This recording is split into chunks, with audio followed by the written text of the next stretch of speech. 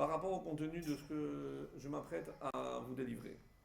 Alors, nous sommes dans une période évidemment sur laquelle on ne va pas revenir sur l'importance de la transition entre Rosh Hashanah et Kippour et ces jours qui séparent les festivités de Rosh Hashanah de Kippour s'appellent Aseret Yemei Teshuvah.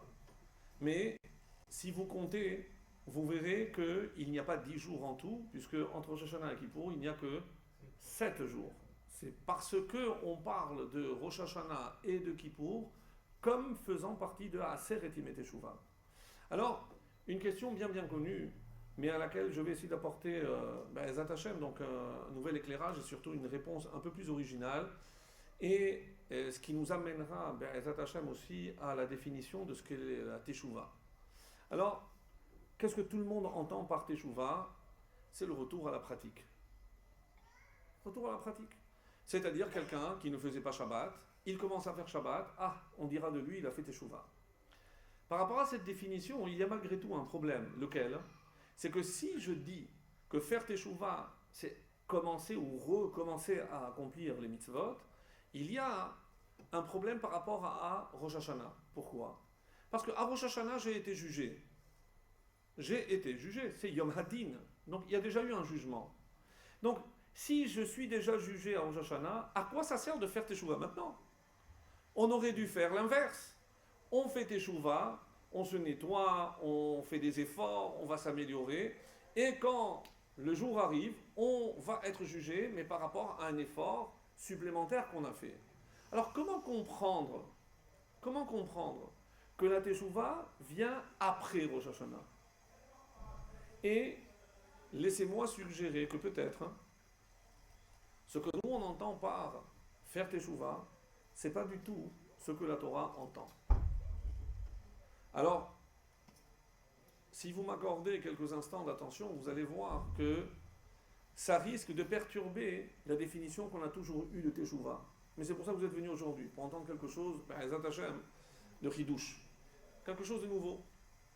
Et alors, quelle est la première fois que on fait, on va dire, appel à une notion de retour? C'est Moshe Rabbeinu qui s'adresse au peuple et qui dit le verset suivant. Veyadata hayom, et tu sauras aujourd'hui, c'est dans la paracha de Vatranan. Vahashevota el levavecha, et tu vas ramener vers ton cœur. Ramener quoi? Ramener quoi? Donc il y a ici un lien qui est fait entre le mouvement de retour de Teshuvah, Vahashevota, avec le cœur. Curieux. Et tout ça pour connaître Veyadata Hayom, pour savoir quoi? Ki Hashem Hu Ha-Elohim. Que Hashem Hu, c'est lui, Ha-Elohim.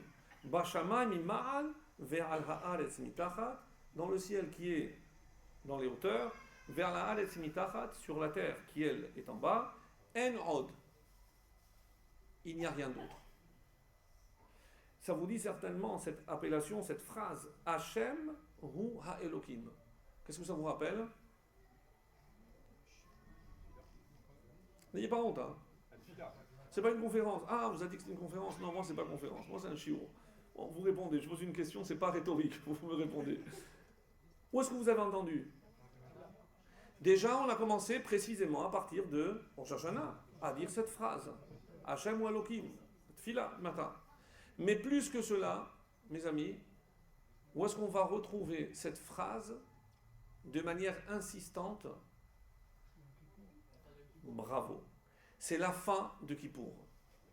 Lorsque je dis que c'est la fin de Kippour, c'est-à-dire que c'est la fin de Nerila, là où vont culminer tous les efforts que nous avons démarrés depuis Rosh Hashanah. Ça veut dire que depuis Rosh Hashanah, on a initié quelque chose qui s'appelle Aseret Yemei Teshuvah. Et on va terminer les Aseret Yemei Teshuvah par cette phrase Hashem ou Elohim qu'on va répéter 7 fois. Pourquoi j'ai dit je ne traduis pas? Parce que comment vous traduisez? Je vous en supplie. Comment vous traduisez Hashem ou Elohim? Dieu, c'est Dieu. Non, mais alors on va faire mieux en français. Dieu est l'éternel. Ou alors, si vous préférez l'autre formule, l'éternel, c'est Dieu. Voilà, c'est plus joli. Qu'est-ce que ça veut dire? Qu'est-ce que ça veut dire? Il y a deux dieux. Il y a deux. En le verset dit, en il n'y a rien d'autre. Alors, c'est quoi ce Hachem et c'est quoi Elohim? Vous comprenez la question? Il faudra comprendre parfaitement le sens de cette question. Parce que la réponse renferme finalement le contenu essentiel de ce que l'on entend par Teshuvah. Aseret Yemei Teshuvah. Par quoi ça se termine? Par la répétition de 7 fois Hachem ou Elohim. Qu'est-ce que ça veut dire? Qu'est-ce que ça veut dire? Alors, moi je ne sais pas ce que c'est Hachem, je ne sais pas ce que c'est Elohim. Mais je constate une chose. Je prends le livre, vous connaissez la Bible? Je prends le début et je cherche. Bereshit bara Elohim. Ah, il y a le nom Elohim qui apparaît. Je cherche, je ne trouve pas le deuxième nom. Yudke Vavke n'apparaît pas. Je comprends pas. Qu'est-ce que ça veut dire? Il faudra attendre un bon moment. Et c'est bien plus loin que je vais enfin trouver exactement au chapitre 2. C'est un peu technique, mais il faut que vous compreniez que c'est extrêmement profond. Donc je suis obligé de passer par certaines précisions et ensuite on va rentrer dans le vif du sujet. La Aliyah c'est Sheni dans Bereshit et c'est le deuxième chapitre, verset Dalet, quatrième verset. Elle toldot hashamayim vehaaret. Voici les engendrements, l'histoire, les descendants du ciel et de la terre. Toledot, voilà ce qui va être engendré, hashamayim vehaaret, behibaream, lorsqu'ils ont été créés, beyom asot, le jour où a fait Hachem Elohim. Apparaît pour la première fois, quand je dis Hachem, c'est Havaye, Yudke Vavke, le nom ineffable de Dieu composé de 4 lettres, Yudke Vavke, qu'on ne prononce pas. Beyom Asot Havaye Elohim, Eretz Veshamayim. 2 anomalies dans ce verset. La première, 2 anomalies. La première, c'est que c'est la première fois qu'on entend parler d'une autre appellation, Hachem, donc Havaye Elohim. Pourquoi il y a 2? Et puis, même si vous avez l'habitude, mais nous on traduit Elohim par Dieu. Est-ce que vous avez remarqué quelque chose? C'est au pluriel. Alors on nous dit qu'il est interdit d'imaginer qu'il y a autre chose, qu'il y a quelqu'un d'autre, et pourtant la Torah elle-même, lorsqu'elle appelle Dieu, dit Elohim au pluriel. Ben alors, le piège est trop gros. Alors, trouve autre chose. Elohim. Comment on appelle l'idolâtrie, mes amis? Ou bien Elohim Acherim. Et on utilise le même mot. Elohim Acherim. C'est Elohim, c'est le sens que nous on connaît. Acherim, mais il y a d'autres. Incompréhensible. Dis autre chose, mais n'utilise pas le mot qu'on utilise pour Dieu, notre Dieu. Hachem Elokeinu, Hachem Echad. Première anomalie. Deuxième anomalie, écoutez bien le verset. Elle toledot hashamayim vehaaretz, beyom asot Hachem Elokim, eretz veshamayim. On a inversé. On a, pas inversé, pas un pasouk. On a inversé. Non. On a inversé. On commence le pasouk en citant le ciel et ensuite la terre. On termine dans le même pasouk et on fait passer la terre avant le ciel. Vous comprenez que la Torah est d'une précision plus que mathématique. Dire que c'est une précision mathématique, c'est une insulte. C'est plus que mathématique. Donc si ce verset contient cette inversion, lorsque je commence par le ciel et ensuite la terre, et je termine par la terre et le ciel, c'est que évidemment ça renferme quelque chose de primordial. Pour nous, qu'est-ce qu'on associe au ciel? Tout ce qui est spirituel, l'infini, bon, c'est le ciel. Le Dieu qui est dans le ciel, etc. Qu'est-ce qui représente pour nous la terre? C'est l'inverse, c'est tout ce qui est matériel. Où vous placez l'homme? Tu voles, toi, moi je vole pas. Entre ciel et terre. C'est vrai. Et c'est une façon de dire que l'homme est le trait d'union entre le ciel et la terre. Vous savez où je retrouve cette notion de ciel et terre, de spirituel et de matériel? C'est lors de la création. On dit qu'Hachem il a pris la terre pour créer l'homme et ensuite il a insufflé Ruach Chaim. Oui, Vahi le Nefesh Chaim. Et c'est ça qu'il a transformé en un être vivant. Mais c'est-à-dire qu'en l'homme, il y a deux parties. Bon, je vais faire très simple. C'est ce qu'on appelle communément en français le corps et l'âme. Le corps à partir de la terre, l'âme qui vient du ciel. Comment, expliquez-moi, je peux rentrer quelque chose qui est infini dans quelque chose de fini? Vous avez fait des mathématiques? Comment je peux faire rentrer quelque chose d'infini dans quelque chose de fini? Impossible. Et pourtant on est là. Pourtant on est là. L'homme est là. Tu comprends pourquoi, tant qu'il n'y avait pas d'homme, c'est-à-dire c'est Elohim, c'est des règles qui fixent justement et nous font remarquer nos maîtres que Elohim c'est la même valeur numérique que Hateva, la nature. Pourquoi? Parce que ce sont toutes ces règles qui régissent la nature qui ont été imposées par Akadosh Baruch Hu. Une première réponse déjà à ce pluriel. Parce que c'est toutes les manifestations sur terre de tout ce que je vois dans la nature émanent d'une volonté, c'est-à-dire d'Akadosh Baruch Hu. Si je devais symboliser ça par des forces, il y a une force chez l'homme qui va le pousser vers la terre, d'où il vient. Le corps, la matière, la pesanteur, donc il va vers le bas. Et en lui se trouve également l'âme qui, elle, le pousse vers le haut. Donc si je devais représenter donc une force qui va vers le haut, j'aurais symbolisé un triangle vers le haut. Une force qui le pousse vers le bas, un triangle vers le bas. Si je mélange les deux et je les mets dans ce qui est appelé communément la figure géographique par excellence, le cercle, qu'est-ce que j'obtiens? Vous avez deviné? Magen David. Qu'est-ce que c'est le Magen David? C'est l'équilibre entre les forces d'en haut et les forces d'en bas. C'est l'équilibre entre la matière et l'esprit, entre le corps et l'âme. Yudke Vavke et Elohim. Maintenant, pourquoi lorsque apparaît Havayé, je parle d'abord de la terre? Parce que maintenant, je vais commencer à m'occuper de ce qui se trouve sur terre.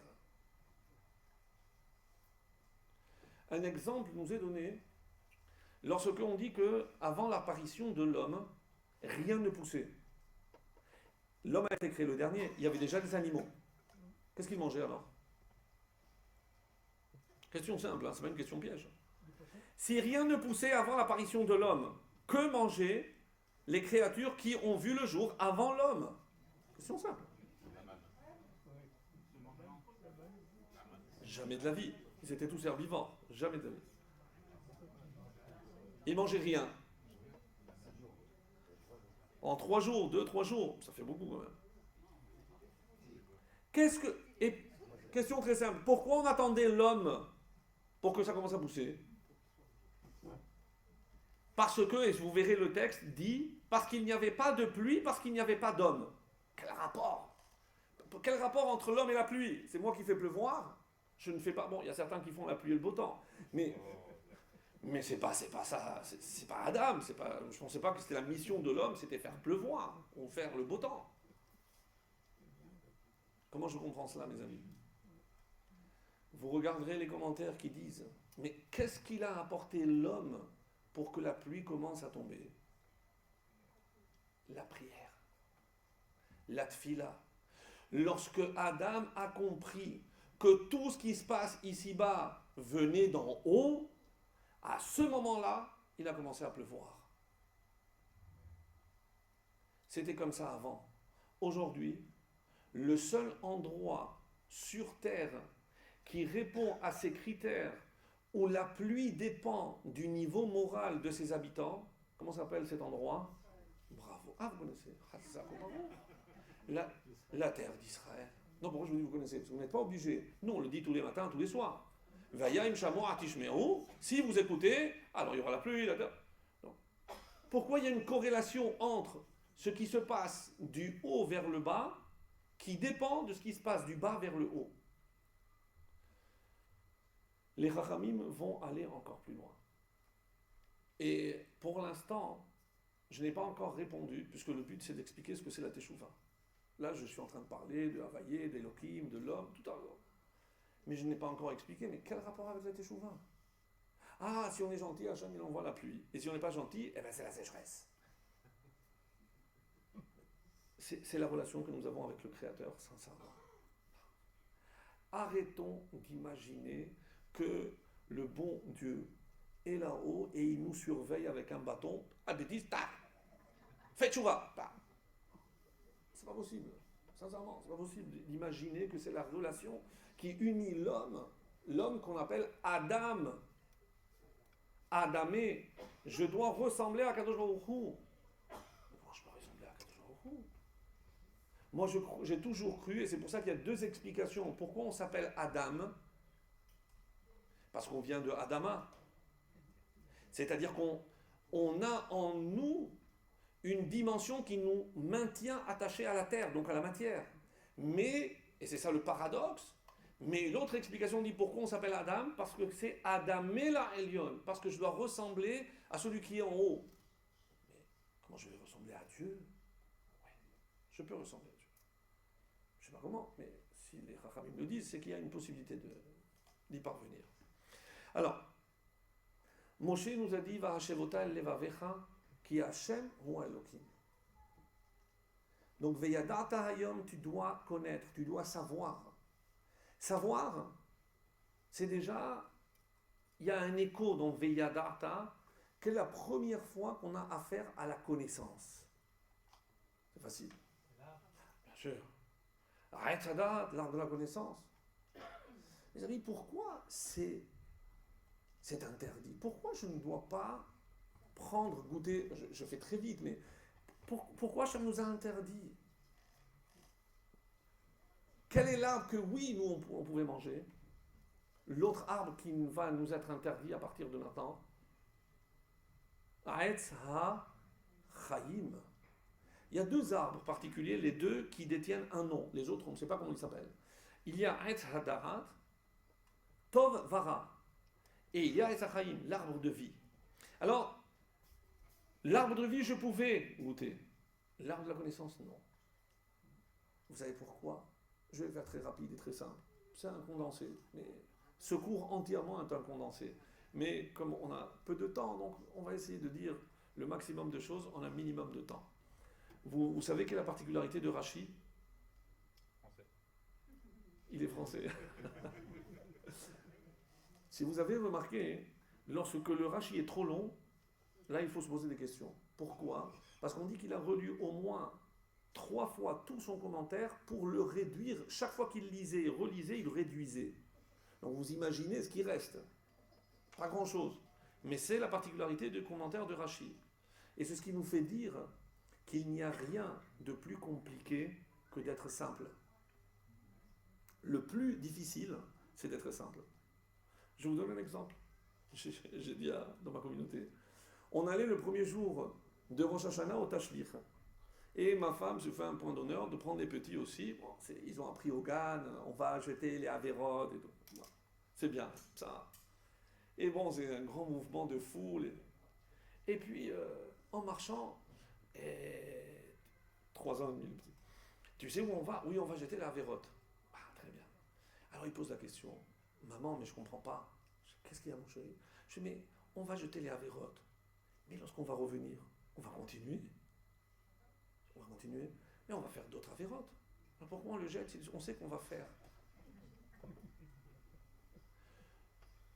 Ça paraît presque hypocrite. On fait semblant de genre, tout propre, pas de avérotes, mais on sait très bien que c'est pas au retour du tachlir qu'on va être parfait.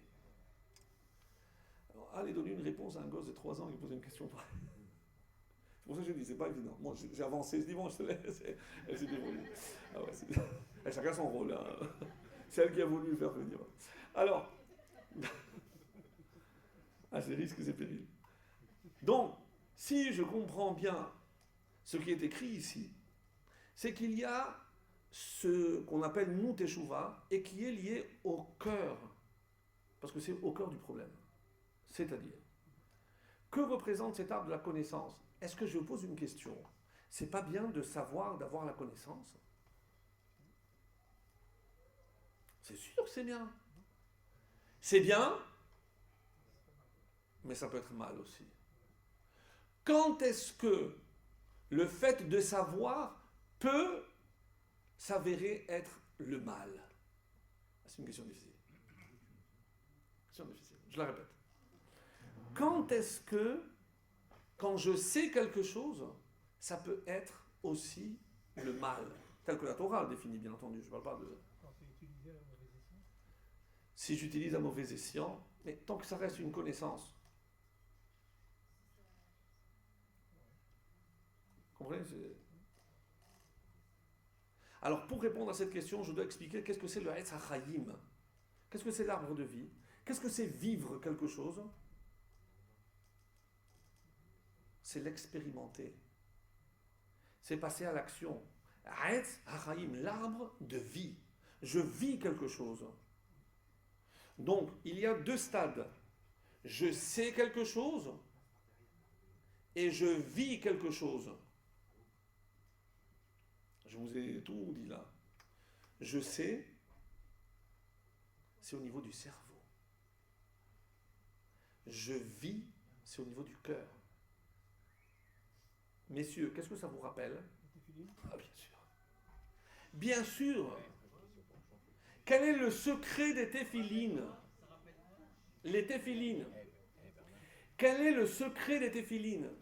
C'est je suis en train d'unir à tel point que la halakha, et évidemment ça va au-delà en profondeur, à tel point que la halakha me dit qu'il est absolument interdit de s'interrompre entre les téphilines du bras et les téphilines de la tête.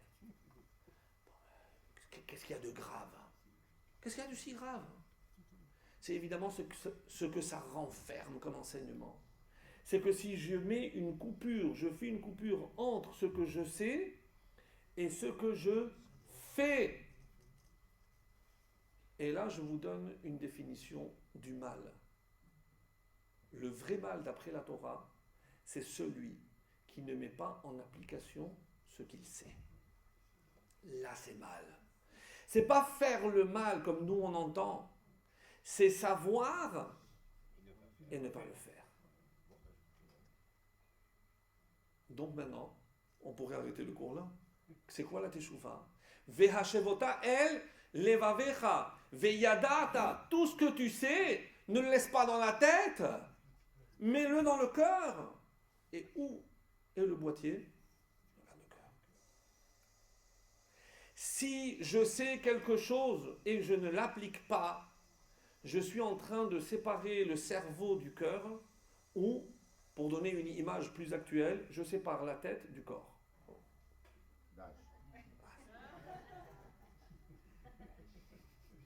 Je sépare la tête du corps. Tiens, il y a un personnage que vous connaissez qui a fini ses jours de cette façon-là. Bien avant, bien avant.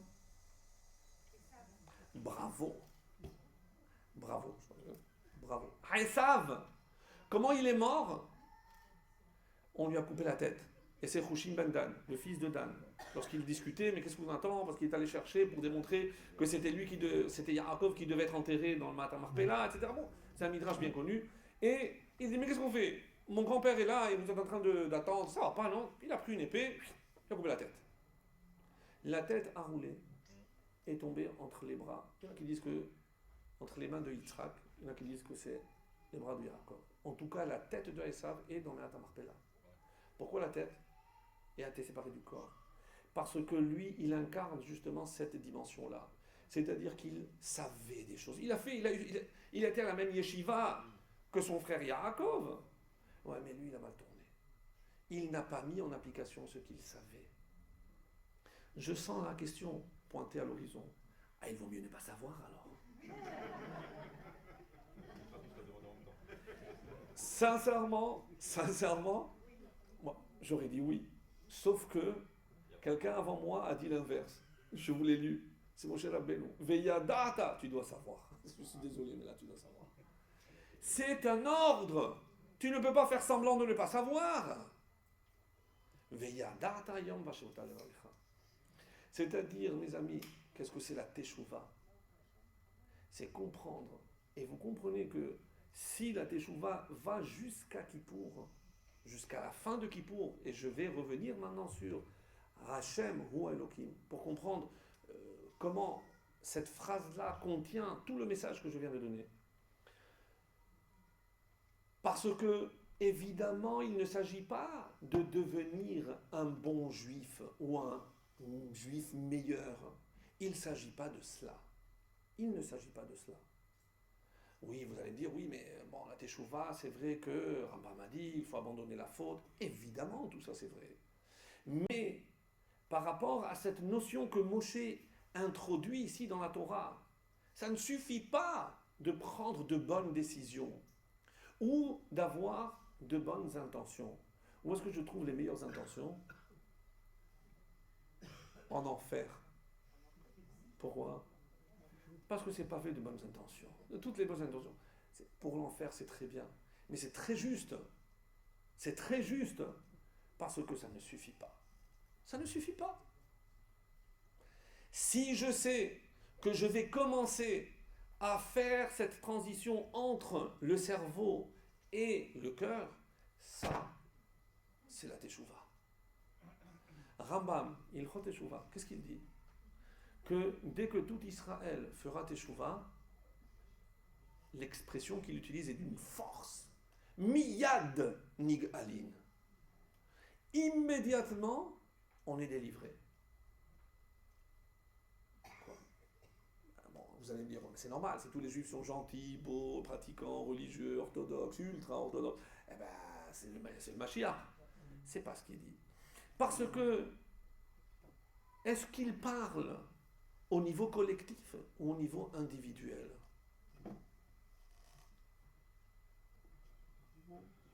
Les deux. Les deux.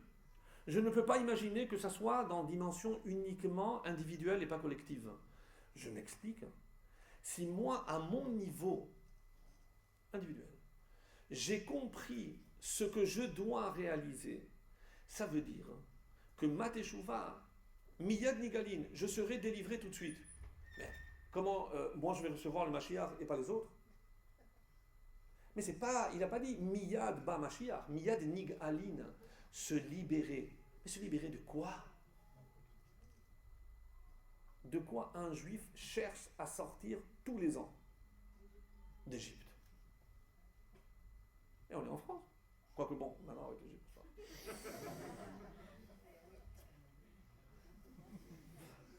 Bon, en Syrie, je sais pas. Mais on doit sortir d'Égypte. Vous savez très bien que dans la Torah, chaque nom contient l'essence. Mitraïm peut se lire aussi Metzarim. C'est le même mot. Vocalisé autrement. Metzarim. Qu'est-ce que c'est Metzarim?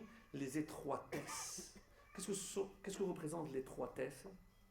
C'est quelque chose qui m'empêche de voir ce que je ne comprends pas.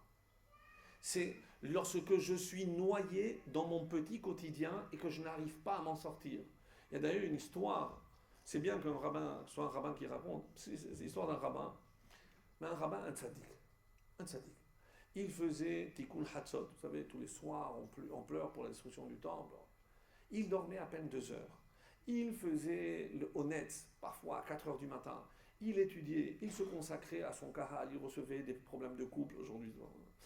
Et toute la journée, non-stop. Et le jour d'après, toujours la même chose. Et il préparait le shiurim. Un tzaddik. Je vous donne un problème personnel.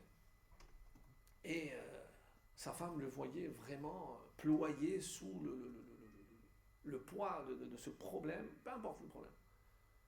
Et alors elle ne comprend pas. Elle va le voir et lui dit, mon chéri, mais je ne comprends pas. Toi qui pries toujours, mais maintenant que tu as le problème, mais prie le bon Dieu. Alors il dit, mais tu es bête. Mais j'ai pas le temps. C'est pas une blague. C'est pas une blague. Qu'est-ce que ça veut dire j'ai pas le temps? Mais tout ce qu'il fait n'a aucune valeur s'il ne comprend pas que tout ce que nous faisons, c'est pour nous maintenir connectés avec là-haut. C'est pour cela que moi, ma définition que j'aurais voulu donner de la Teshuvah, c'est pas retourner à la pratique, se retourner à la source de cette pratique, comprendre ce que représente ce que je fais et ne pas être un bon petit soldat parce que nous ne sommes pas des clones. Nous ne sommes pas des soldats. La Gemara a dit en 3 mots, vous pouvez résumer tout le cours que je fais. Rahamana liba bai. Qu'est-ce que la Torah, qu'est-ce que Dieu demande? Le cœur. Le cœur. Le cœur. Je retrouve la même chose. Ve'ahavta Hashem bechol levavecha. Avec tout ton cœur. C'est-à-dire que dans ce que tu fais, si tu ne t'impliques pas, si ce sont des choses mécaniques, et c'est pour ça que imaginer que la Teshuvah c'est uniquement pour ceux qui sont loin de la pratique, ça voudrait dire que Baruch Hashem, nous on n'a pas besoin. Loin, loin, loin s'en faut.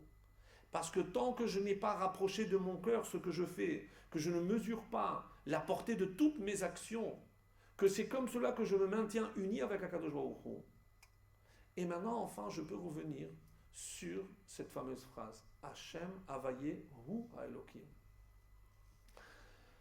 Il y a, dans la paracha que nous avons lue hier, un Baal HaTurim que je vous invite à lire, magnifique, sur la fin de la paracha, lorsque Moshe dit au peuple avant de le quitter, Ki yadati achare moti, parce que je sais qu'après ma disparition, Hashret tashritun, vous allez vous corrompre. Vesartem min haderer, vous allez dévier du chemin Hachel Sivit Etrem que je vous ai ordonné. Vekarat Etrem Hara'a Be'achalit Yamim. Et il vous arrivera ce mal, le mal Hara'a Be'achalit Yamim, à la fin des jours.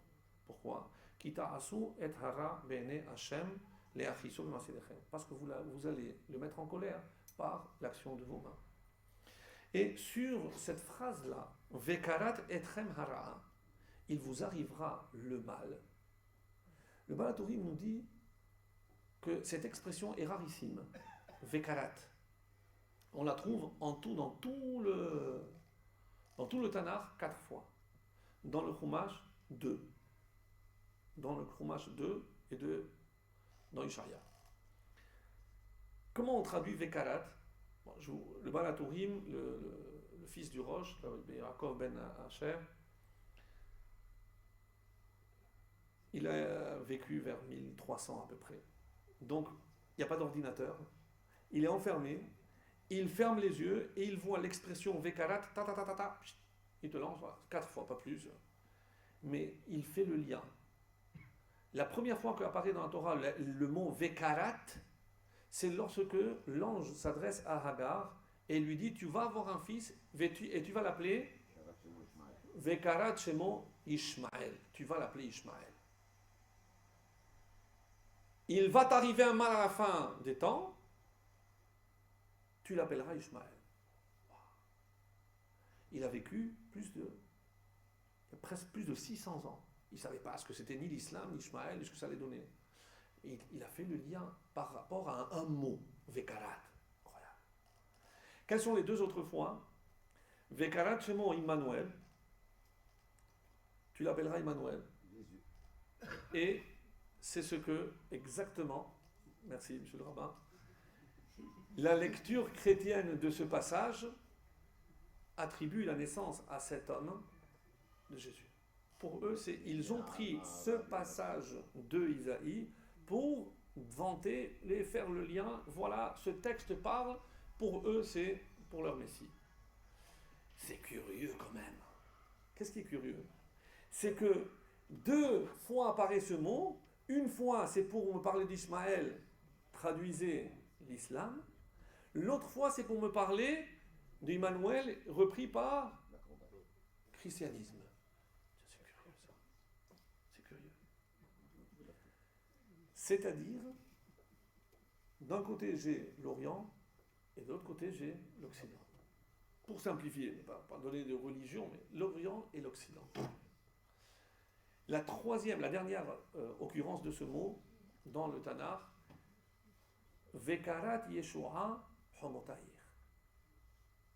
Je ne sais pas pour vous impressionner, c'est parce que j'ai fait hier, si vous pouvez lire dans. Et alors, tu appelleras Yeshua la délivrance. Homotahir dans tes murs. Dans tes murailles. Donc il arrivera un mal, tu l'appelleras Ishmaël, tu l'appelleras Emmanuel, et tu l'appelleras délivrance. Et contrairement à ses habitudes, le Baal HaTurim va rajouter une phrase. C'est lorsque ce mal arrivera, qu'est-ce que tu vas faire? Tu vas prier.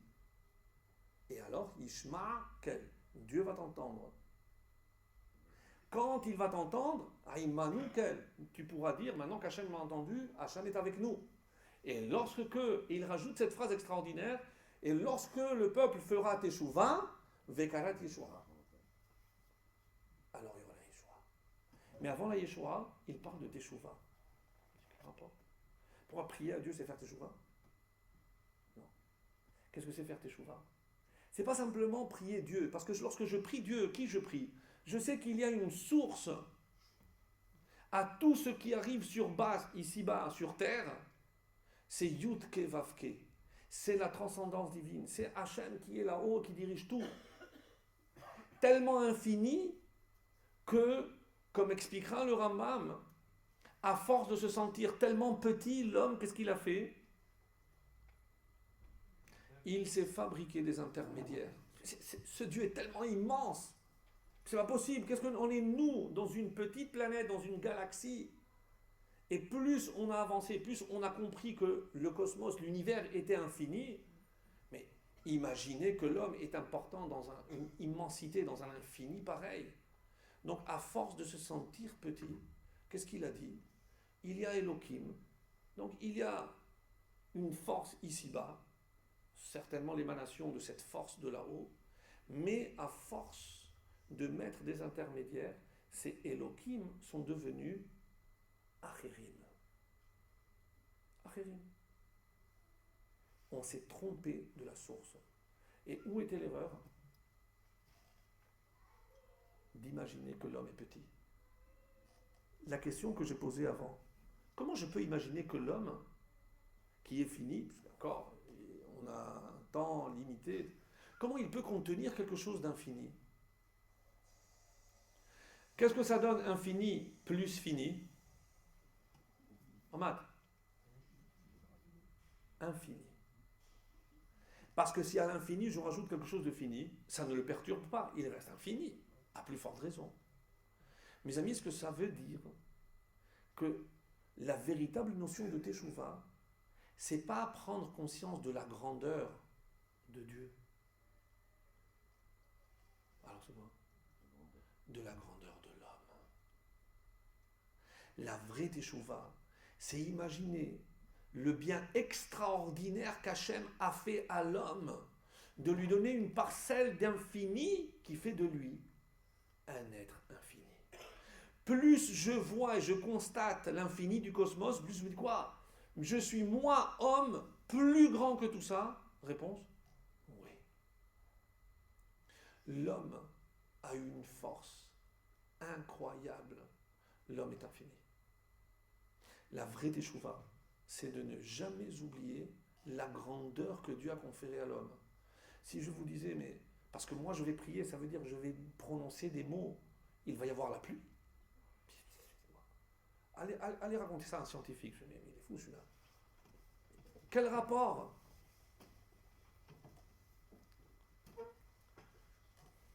Les Ashkénazes sont à l'heure.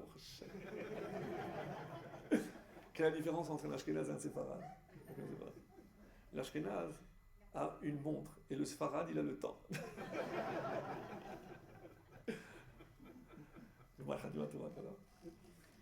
Je conclus, parce que moi aussi, comme ça, je vous laisserai le temps. La véritable notion de Teshuvah, c'est comprendre que l'homme, dans son essence, est infini. Et que Hachem a doté l'homme d'une force incroyable. Et ça depuis son apparition. La preuve, regarde, rien ne pousse, rien ne bouge. Qu'est-ce qu'on attend? Que toi tu commences à parler. D'avar, parce que j'ai dit avant, mais comment je peux imaginer que l'homme est à l'image de Dieu? Oui. Baruch She'amar, Ve'asa. Baruch Omer, Ve'ose. C'est-à-dire que la force de l'homme est aussi dans sa parole. Je peux, et c'est pour ça qu'en hébreu, le terme d'avar désigne aussi bien une parole qu'une chose. Parce que pour nous, une parole est aussi une chose. Et donc maintenant, si je conclus, je dis que la fin de tout ce processus de Teshuvah, de Aseret Yemei Teshuvah, c'est la fin de Kippour, la fin de Neila, lorsque je vais proclamer Hashem Hu Elokim. C'est-à-dire que cette notion, cette idée que je me suis fait, moi, de ce Dieu tellement grand, Yud Ke Vav Ke Havaye, Hu, c'est le même que Elokim. C'est le même qui régit ici, que je vois ici. À mon petit niveau, qu'est-ce que ça veut dire? C'est que je ne dois pas sentir la présence de Dieu que dans la choule, que dans la sina, ou que lorsque j'étudie ou je prie. Ça, c'est la pensée. Ça, c'est Havaye. Où est-ce que... Hu ha Elokim. C'est lorsque tu vas passer au mode action, c'est là où tu dois introduire.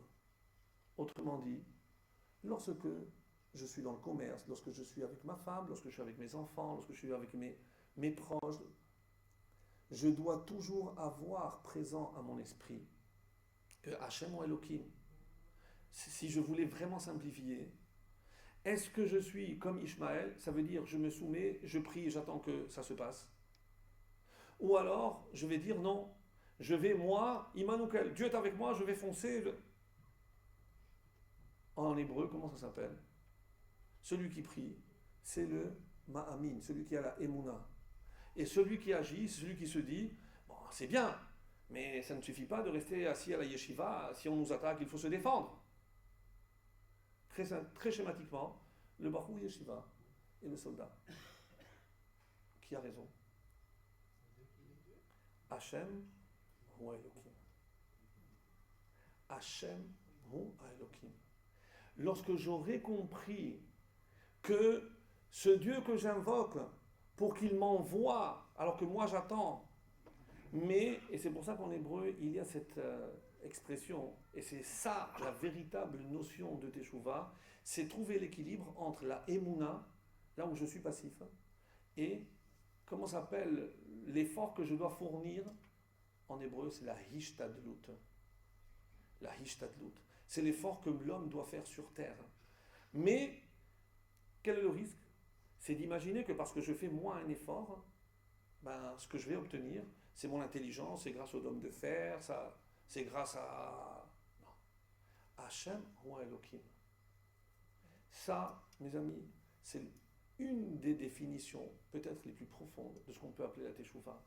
Faire en sorte de trouver cet équilibre entre la Emouna d'une part et la Ishtadlut. Qu'est-ce qu'on voit autour de nous? La Emouna, c'est Yishmaël.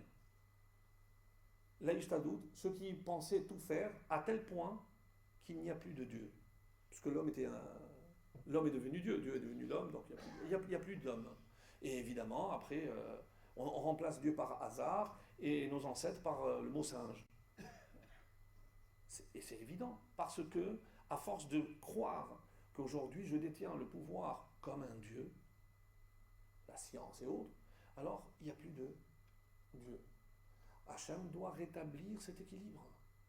Et donc maintenant, j'envoie des hommes qui sont entièrement sous mission. Donc pour unir Ishmaël et Immanuel. Où se trouve Israël? En plein milieu. nous sommes les acteurs de cet équilibre.